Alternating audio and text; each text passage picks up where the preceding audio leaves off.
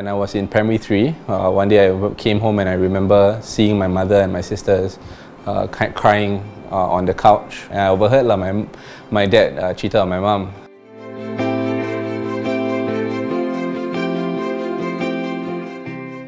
Like when I was 11, I started speaking in tongues. I would vocalize like a sound, like a high-pitched sound. On hindsight, it's very clear for me to see that I was just in an unfamiliar situation. I was alone, I felt unsafe, and I was acting up. My mom and my dad convinced themselves that I was possessed. As a result of that, they brought me to different mediums in Malaysia, kind of like spiritual healers. They would tie me up in a chair and they would force feed me some kind of liquid or some kind of thing that would purge the spirits from my body. And my parents would be there, watching. And I would often be like screaming for help and all that kind of stuff. Those moments I haven't been able to forget. But it got really bad when I noticed that the marriage was breaking down again. I remember there was a time where there was an argument and they were in the car. My dad lost it and he said he was going to kill us, and he swerved into oncoming traffic.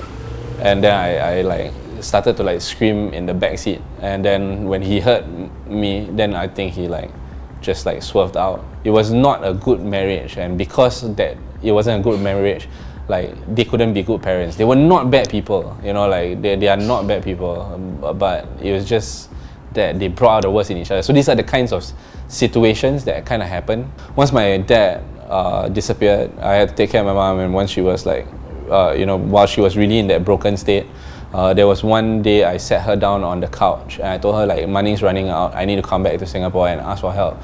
If you cannot snap out of it and you cannot come back with me, then I need to go first and I need to come back and get help. But if you can come with me, then please come with me.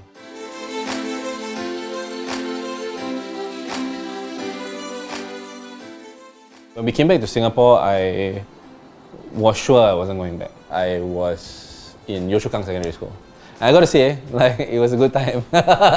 It really helped me make a lot of friends.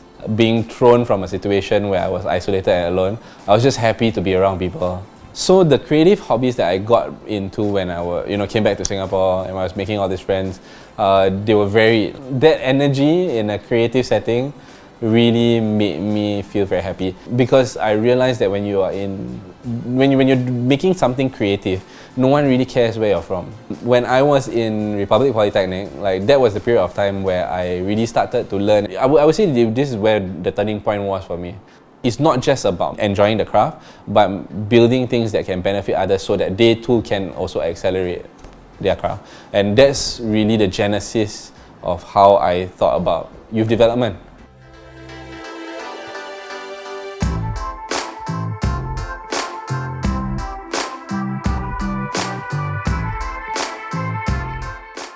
I really started to think about what would I want to see for Singapore down the line, and how can creatives be a part of developing Singapore's narrative and contribute to Singapore as well. So Creative Nation started from that thought. I know everybody says the future is in youth, but the future is not just in youth. The future is in ideals, right? And youth have the luxury of holding on to ideals. They will be the ones that shape the world with their ideals, and they are the future in the sense that they will build the things that they want to see.